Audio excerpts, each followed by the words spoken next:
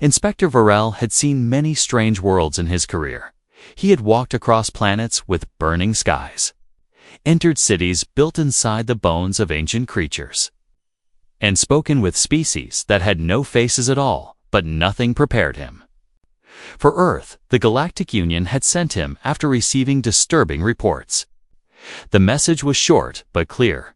Humans show no emotions during extreme violence. At first, Varel thought it was an exaggeration. Surely no species could witness suffering and feel nothing. Yet the Union insisted, and now he was here. The shuttle landed in the middle of New Haven City, a human trade hub where alien visitors were common. From above, the city looked peaceful. Tall towers touched the clouds, streets glowed with neon. Lights and people moved in calm, steady flows. It felt normal, almost too normal. Varel stepped out, his long black coat swaying in the wind. His translator device hummed softly in his ear. Ready to understand and speak the human tongue, his mission was simple: observe, report, and decide if humans posed a danger to the Union. The first shock came only 10 minutes after arrival. Varel was walking down a busy street when loud shouts echoed ahead. He saw two human males fighting in the middle of the road. One swung a metal pipe, the other blocked with his arm. The bone snapped with a sickening crack. Varel's eyes widened in horror. Blood ran down the man's arm, his face twisted in pain. But what truly froze Varel was the crowd. Dozens of humans stood around, watching silently. Some leaned against walls. Others sipped drinks from small cups, a few pointed devices at the fighters recording the event. Not a single person moved to help, not a single scream or gasp. Even when the injured man fell to his knees, blood pooling beneath him. No one reacted. Varel stepped forward, instinct telling him to stop the fight. But before he could, the injured man forced himself up and attacked again. The crowd cheered lightly, not loudly. Just a quiet hum of approval. It was not the chaos Varel expected. It was something worse. This was control, cold and calculated. The fight ended when one man was knocked unconscious, his head striking the road with a dull thud. Varel braced himself for people to rush in. Instead, they stepped over the fallen man as if he was a dropped bag. The other fighter walked away without looking back. Traffic resumed, and the city's rhythm continued as if nothing had happened.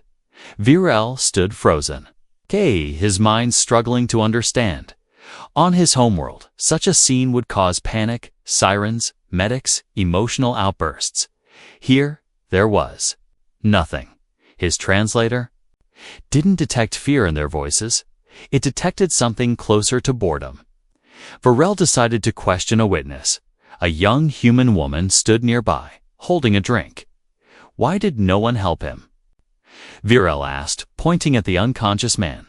She shrugged. It's their fight. Not ours, she said calmly. But he is injured, Varel insisted. He'll get up or he won't, she replied. Taking a sip. Either way, it's not my problem. The words chilled him more than the fight itself. This wasn't ignorance. It was acceptance. Something deep in their culture allowed them to see pain without feeling the need to stop it. Varel's heartbeat quickened. He had been warned. Humans were different, but this was far beyond what he imagined. Later that day, Varel sat in his assigned apartment, writing his first notes. He replayed the fight in his mind, slowing every frame. The lack of fear in the faces around him. The calm movements, as if they had seen this 1,000 times. He wondered if it was possible for an entire species to be desensitized to violence, and if so, what had made them this way? Wars, disasters, a survival instinct too strong for empathy. A sudden loud bang outside snapped his attention. Varel moved to the window across the street. Two more humans were in a brutal fight. This time, one had a knife. Again, the same reaction. People watched, unmoved. A small group even bet credits on who would win. Varel felt his stomach twist. He had stepped into a world where pain was not a tragedy, but a normal background noise. The night deepened. Neon lights painted the wet streets in shades of red and blue. Virel could not sleep. Every sound outside felt like another act of violence. Another reminder that this place was not like the worlds he knew. And somewhere in the city, he knew. Even worse things were happening. He was starting to understand why the Galactic Union feared humans, but deep inside, a small voice whispered something darker. Maybe it wasn't fear they should feel. Maybe it was respect. Virel woke early, his mind still replaying the scenes from yesterday. The sight of humans calmly walking past blood and broken bones stayed with him like a shadow that would not leave. He had been assigned to meet the local law enforcement today, and he hoped they would show a different side of humanity. Perhaps one that cared.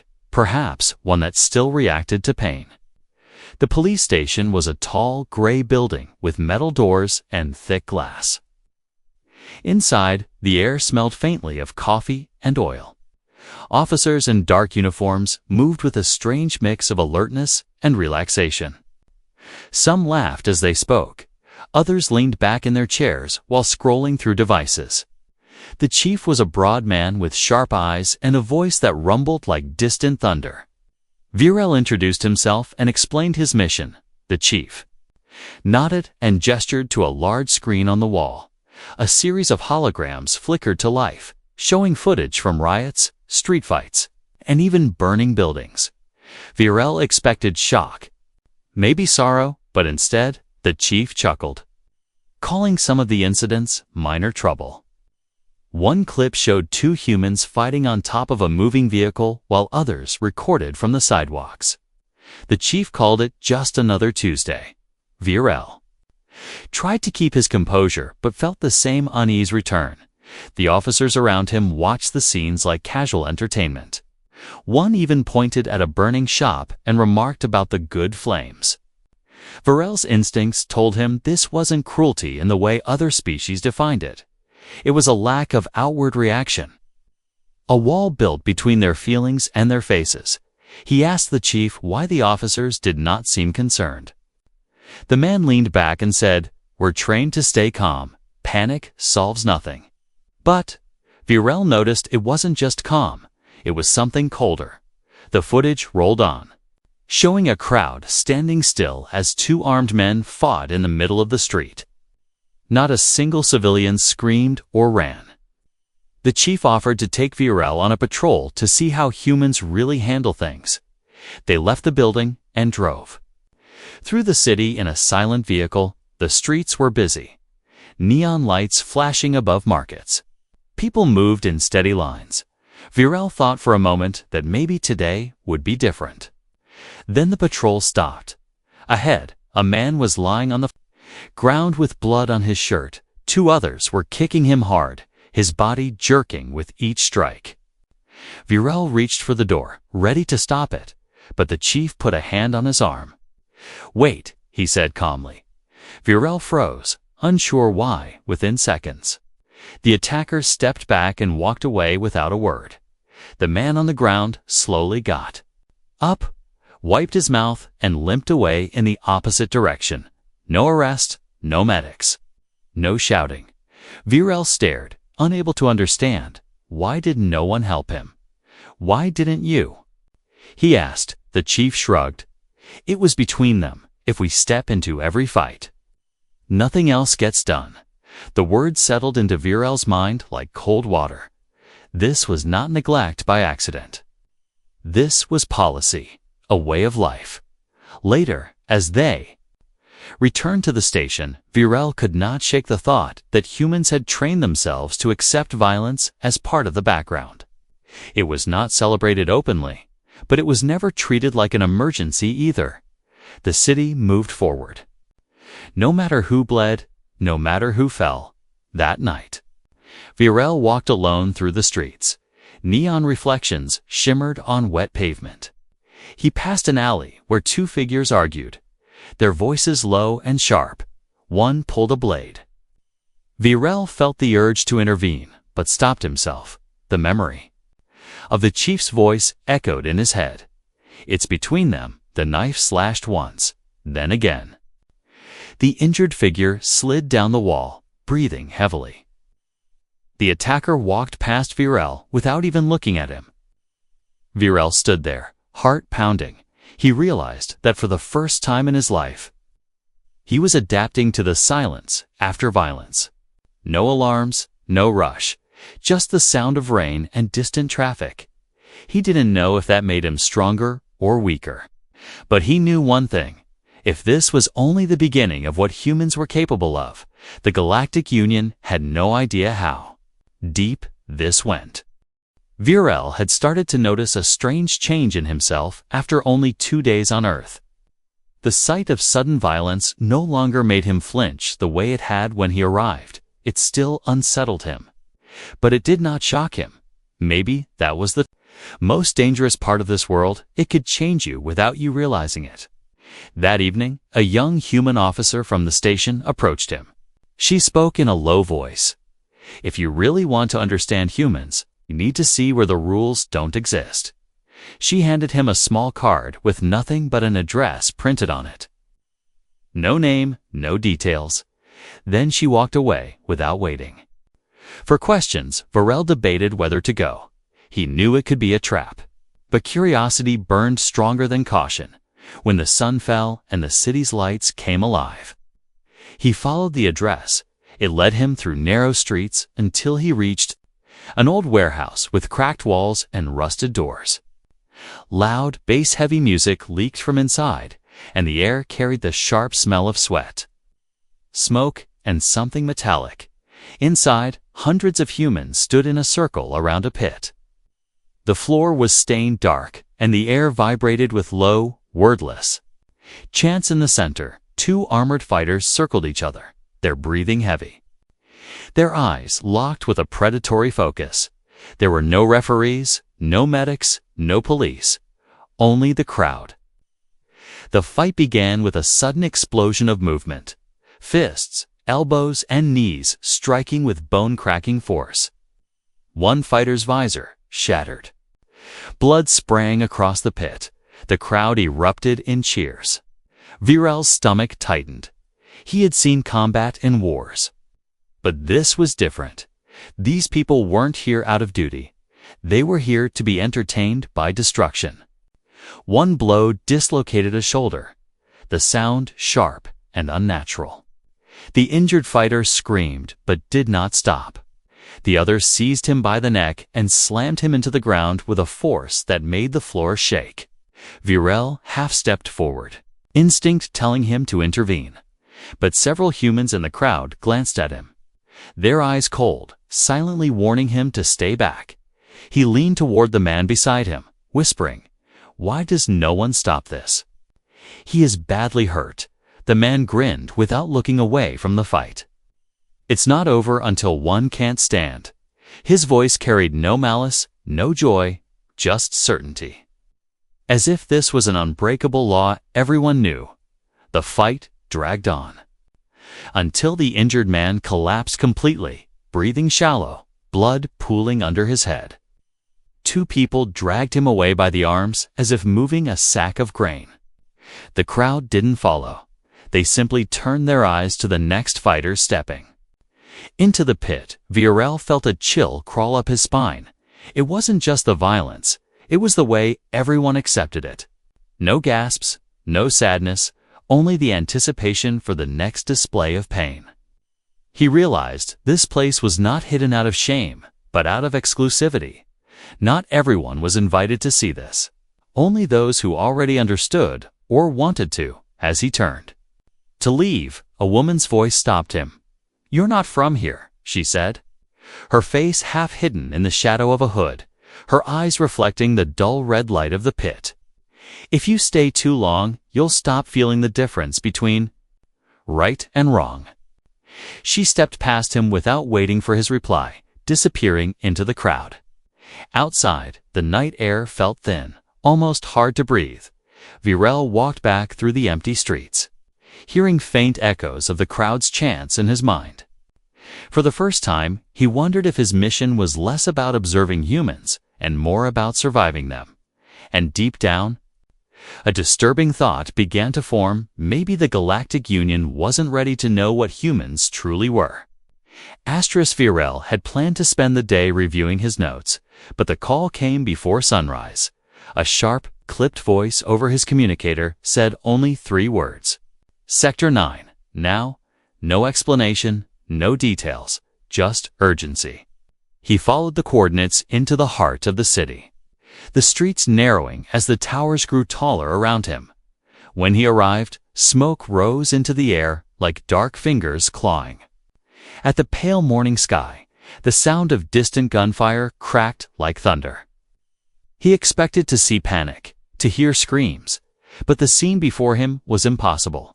Families sat at outdoor tables of a cafe, sipping hot drinks. Children kicked a ball. In the street, an elderly man read a paper as if nothing unusual was happening.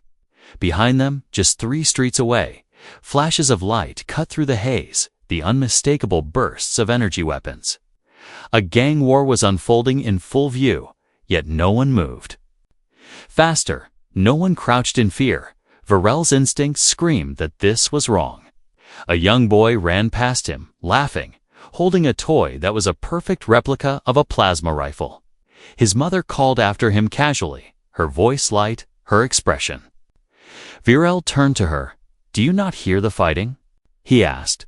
She gave him a puzzled look, as if he'd asked about the weather. "Of course I hear it. It's just not close enough to matter yet." The words struck him harder than any weapon. Not close enough to matter. He walked further into the sector. The gunfire grew louder. A man staggered from an alley, blood on his shirt, clutching his side. Virel took a step toward him but was blocked by a vendor arranging fruit on a stall. "He'll find his way," the vendor said without looking up. Virel's mind raced. How could an entire population function like this?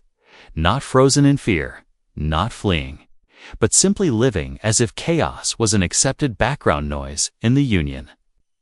Even a rumor of danger would clear a district in minutes. Here, danger was just another part of the day. He followed the sound until he reached the edge of the war zone. Here, buildings bore fresh scorch marks, glass littered the ground. 2 gangs exchanged fire from opposite sides of a wrecked transport. Virel pressed himself against a wall, scanning for police or military. But there were none, only a group of teenagers leaning on a railing, watching the fight and trading bets on who would win. A sudden explosion tore through the air, shattering windows and throwing debris across the street. The teenagers flinched but didn't run. One of them, actually, laughed. Virel stared at them in disbelief. "Why aren't you leaving?" he demanded. A girl shrugged. "It's fine. They won't shoot at us unless we get in the way." The casual certainty in her voice chilled him. It was as if violence had rules here, unwritten and unspoken, but obeyed by everyone, even those causing it. He realized that this might be the key to why humans survived in situations that destroyed other species. They didn't remove danger. They learned to live inside it. As Virel turned back, he caught sight of something small in the rubble. A child no older than 6 crouched beside a broken wall, watching the firefight with wide, curious eyes. Not crying, not shaking, just observing. Their tiny hands holding a piece of scrap metal like a shield. Virel's chest tightened. He had seen children in war before, but never like this. On his homeworld, a child would be hidden away, protected at all costs. Here, they seemed to absorb the danger as naturally as breathing. He wanted to approach, but before he could, the child's parent appeared, scooping them up without a word, the pair walking away as calmly as if leaving a park. The fighting still raged. Behind him, as he returned to the quiet cafe at the edge of the sector, the same people still sat there, sipping drinks. The smell of fresh bread mixing with the scent of smoke. Virel sat down at an empty table, trying to understand what he had just witnessed, and for the first time, he began to fear that his report to the Union would not be enough to make them believe him. The city had gone quiet by morning. The streets were washed clean, as if the violence of the night before had never happened. Virel sat in a small diner, staring into a cup of dark human coffee he could not bring himself to drink. His mind replayed. The boy with the toy rifle, the teenagers laughing under gunfire. The mother who measured danger by distance instead of urgency. An older man sat down across from him without asking. His skin weathered, his clothes simple but neat. A faint scar ran from his temple down to his neck. His eyes had the steady weight of someone who had seen too much and survived it all. "You're not from here," the man said, his voice calm but deep. Virel nodded slowly, unsure how much to reveal. The man took a sip of his drink before continuing. "You want to know why? We act like nothing bothers us. Why we don't run when things get bad?" Virel leaned forward. "Yes," he admitted, "where I come from. People would panic, they would flee, they would not sit and drink while others fight and bleed." The man's mouth curved into something between a smile and a grimace. "Because we learned a long time ago that fear gets you killed faster than bullets." He tapped the table once, each tap sharp. "War didn't come to us once. It came again and again for hundreds of years. On our own worlds, then from the stars, every time we panicked, more died. So we stopped panicking." Virel listened, his translator catching every pause, every drop in tone. "You mean you trained yourselves to feel nothing?" he said quietly. The man shook his head. "Not nothing. We feel everything, but we don't let it out. Not where it can slow us down." He glanced toward the window where a young couple walked by, laughing. "You think they've never seen someone die? You'd be wrong." The air between them grew heavy. Virel thought of the Galactic Union's archives, records of human wars. Their scale almost unmatched in brutality.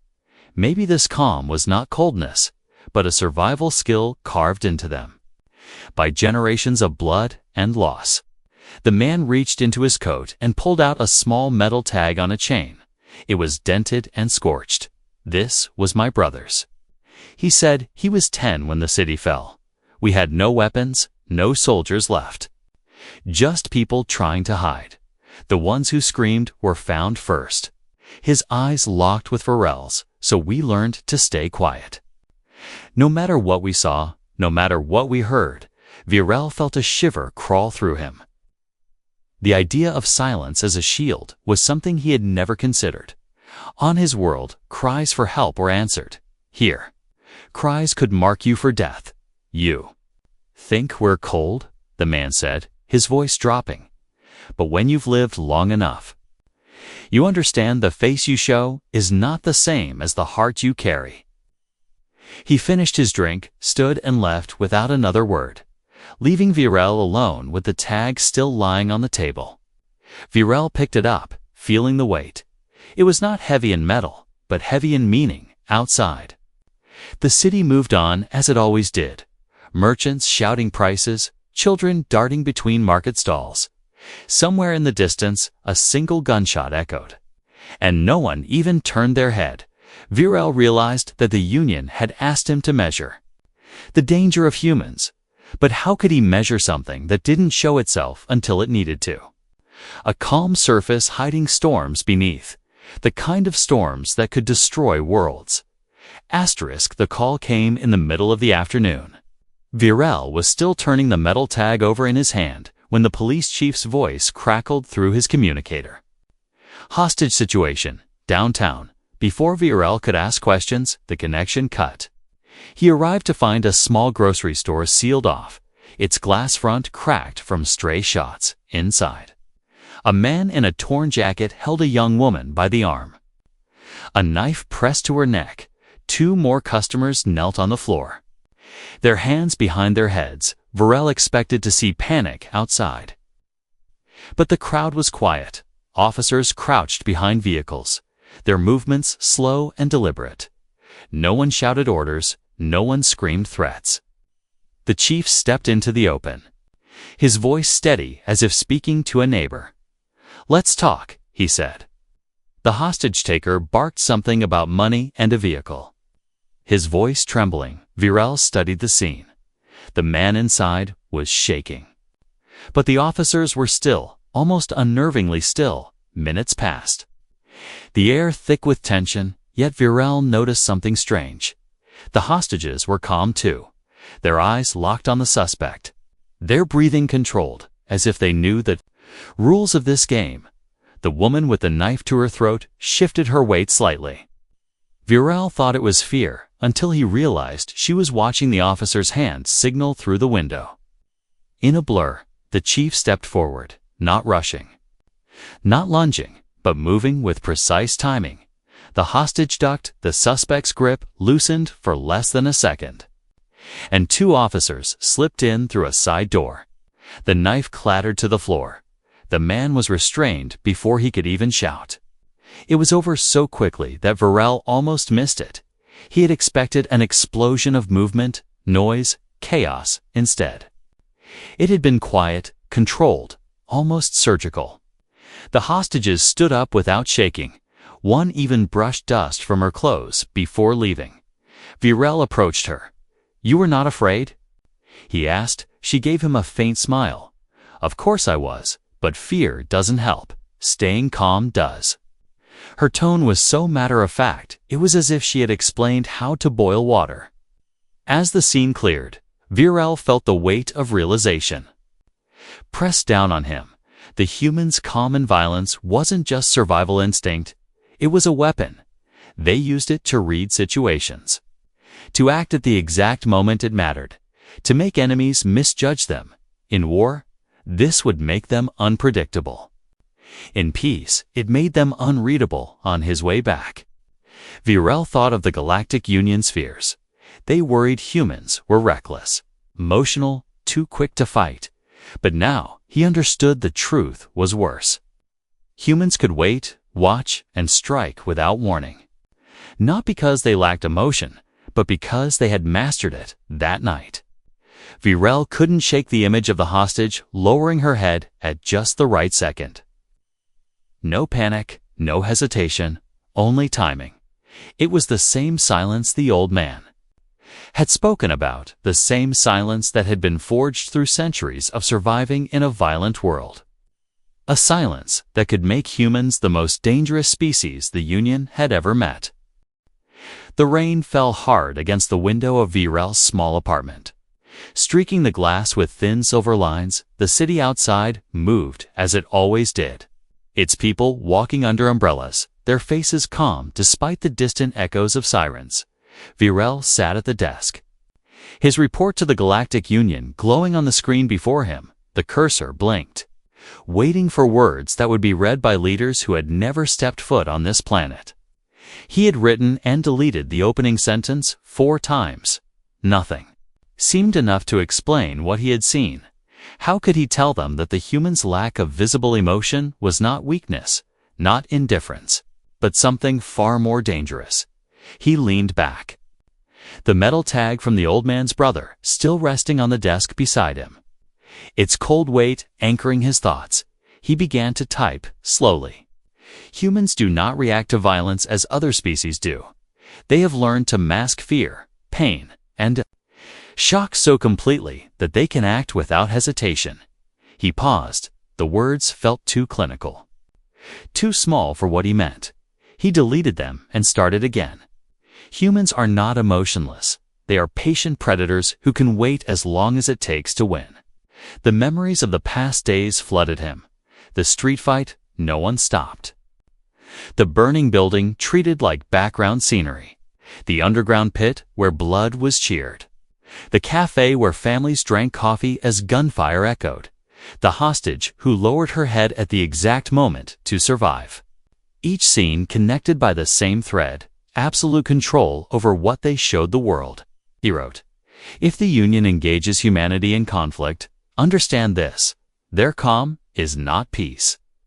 It is camouflage." He hesitated before adding the last line, "And by the time you realize they have decided to strike, it will already be over." He sent the report. The data beam vanishing into the secure channels of the Galactic Union. He knew it would be read, debated, perhaps even dismissed by those who believed humans too small to matter.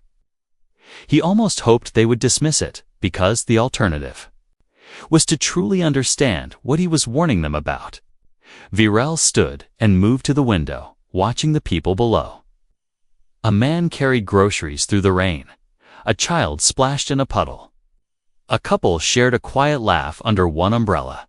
Nothing in their faces betrayed the fact that they lived in a world where danger could appear at any moment. Nothing in their walk suggested they had survived more wars than most species could imagine. Somewhere out there, he thought, another fight was beginning. Another test of that silent strength, and no one would rush to stop it unless it touched them directly. It wasn't cruelty, it was the way they had been shaped. Virel didn't know if he would ever return to Earth after this assignment. But he knew one thing for certain. He would never look at a calm human face the same way again. Because now he understood what it hid and why the galaxy should fear it.